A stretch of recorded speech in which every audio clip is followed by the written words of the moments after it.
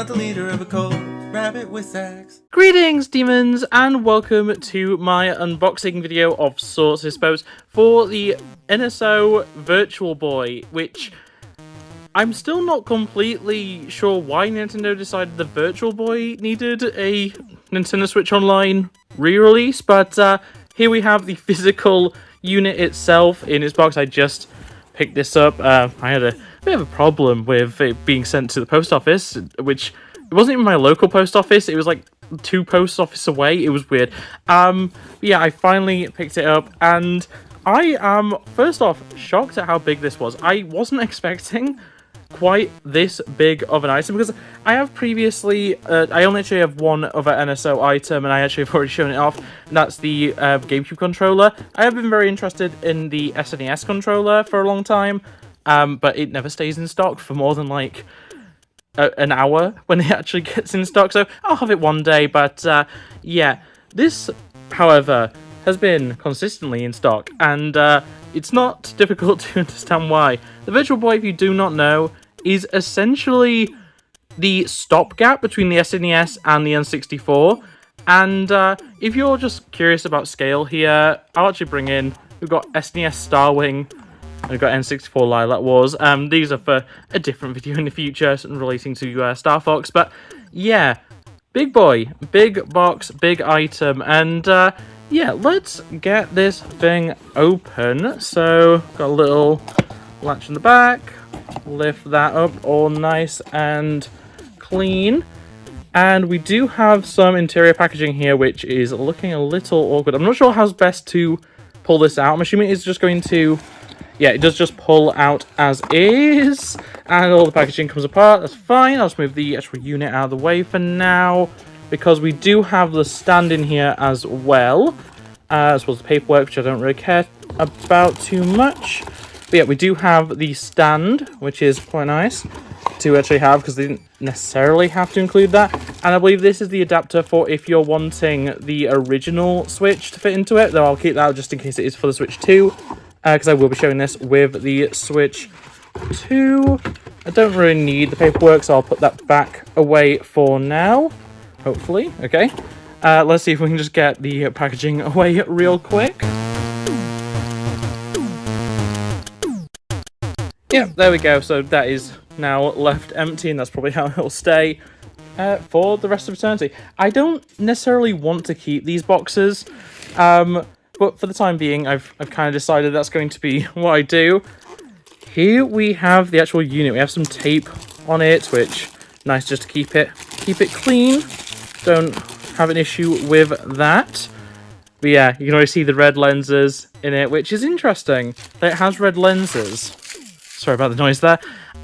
Purely on the basis of, obviously, the games, when you emulate them on the Switch 2, or the Switch 1 for that matter, are already in, you know, red. Because I've already loaded it up just to see what it was like on the actual app, and definitely an interesting system, it's got to be said. I'm wondering, are these anything?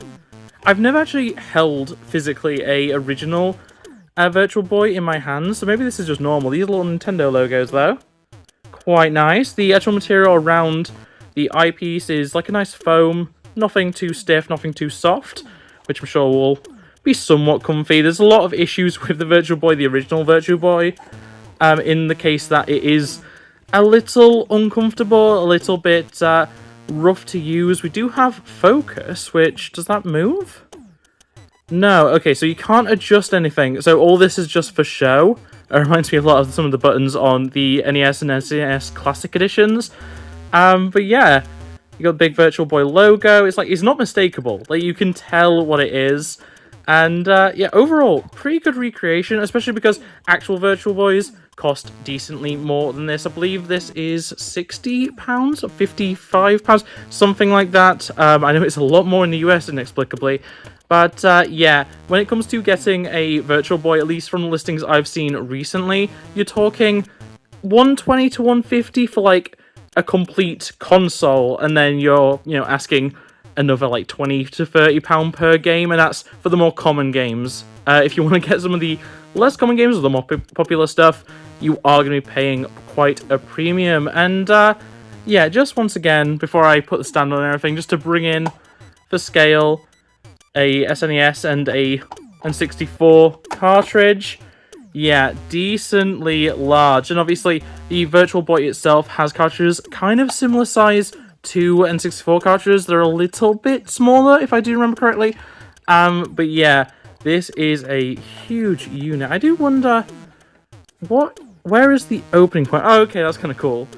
Okay, focus, please.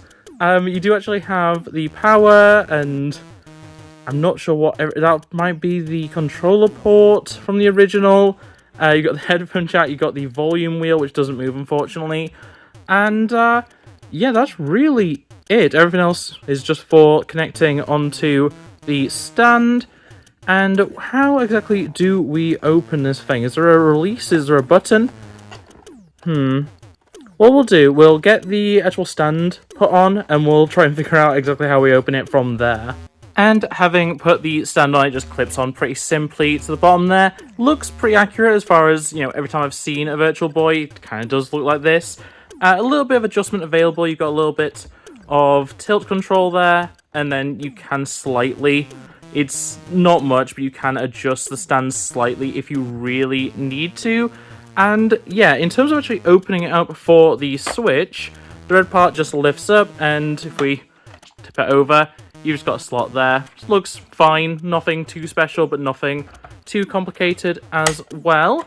I don't love the sounds it makes. I don't know if there is actually like a proper correct release method for that, but either way, as is, perfectly fine, and you're getting a pretty decent view of what it is like to look into the headset from here.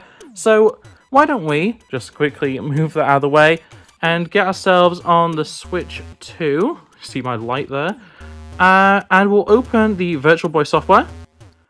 And from here, I believe we just put it straight into...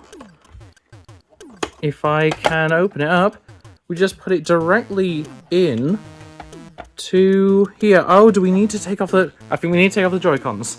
That does make sense, because obviously how are you going to play it? I was planning on using the GameCube controller to actually play, but if that just slides in... Okay, and it does come out the bottom. You can't quite see it on camera, but it does come out the bottom there. And if we then close that in... Okay, I don't think we're going to get a good view of this. Okay. Yeah, this is not very ideal. I can't get too much closer, unfortunately. So, yeah, that's not going to be a great view, but you kind of get the idea of how exactly that works. Okay, let's see about just choosing any game, just to see if that view gets a little bit better. Obviously, with the reflection on the lenses, it's not ideal.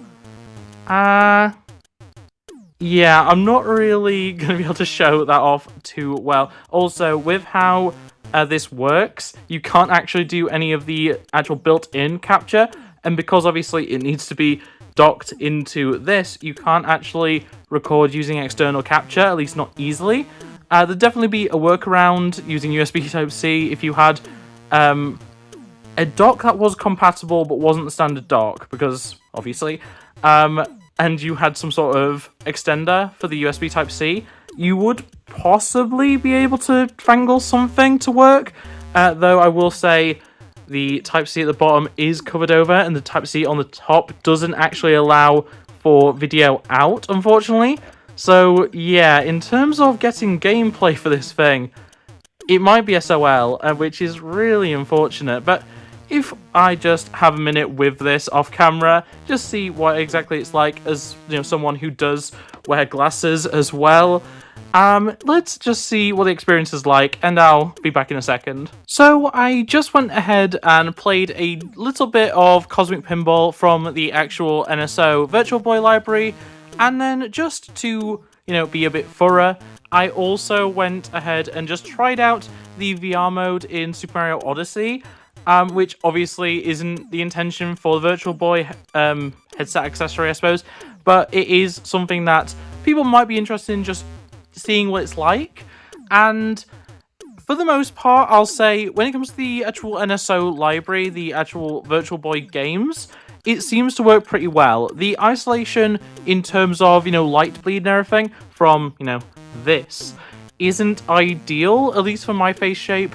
Also, it's worth saying that I had to take my glasses off to get anywhere near close enough to be able to really see what was going on screen, which is kind of unfortunate, especially because, plenty of people, unlike me, require glasses to be able to see at all. I'm fortunate that I only need it for correction rather than for actual, short-sightedness or long-sightedness. However, if you are someone who does actually need glasses to see at all, if everything's a blurry mess about them, it's not ideal, and it's really a shame that Nintendo didn't think that through for this re-release, especially when, pretty much every VR headset on the market right now does have the attachment to allow for glasses to be worn while using it. And obviously this is much more of a gimmick than anything, don't get me wrong, but it does kind of disappoint me that, yeah, this is not as accessible as I think it should be, especially for a re-release of a item that a lot of people won't have used previous to this, that requires a subscription for you to be able to purchase it at all, and then is the most expensive of these classic controllers, I suppose. It really does kind of lean into this idea that they haven't really changed anything relating to this item from when it released in the 80s or 90s, whichever. I'm sorry, I can't actually remember the release date. I think it's 89, but I may be just a bit off there.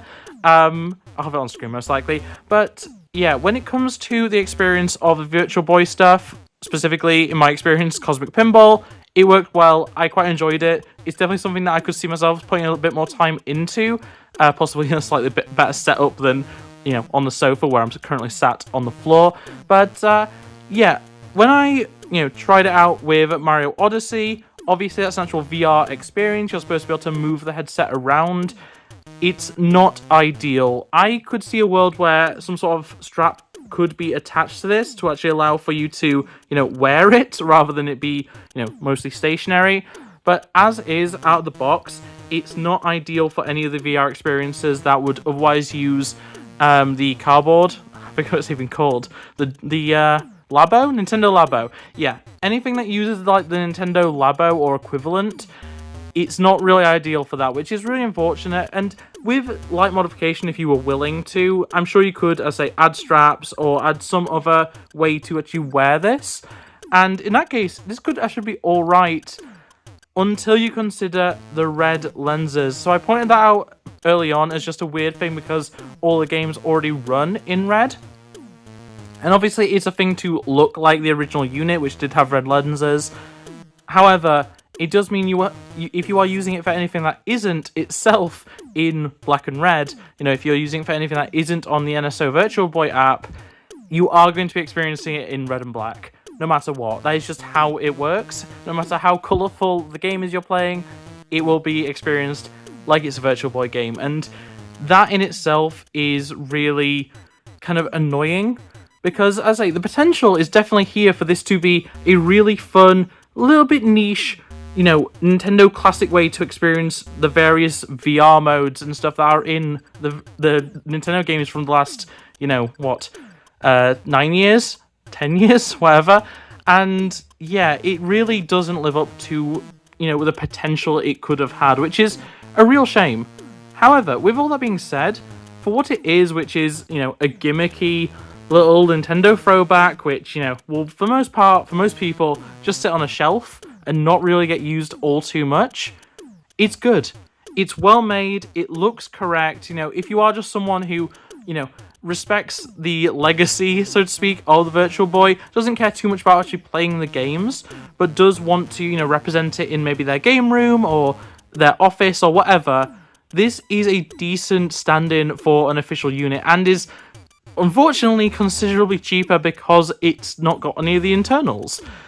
As for the overall gaming experience with it, it's fine. It's okay. It's good for the NSO stuff.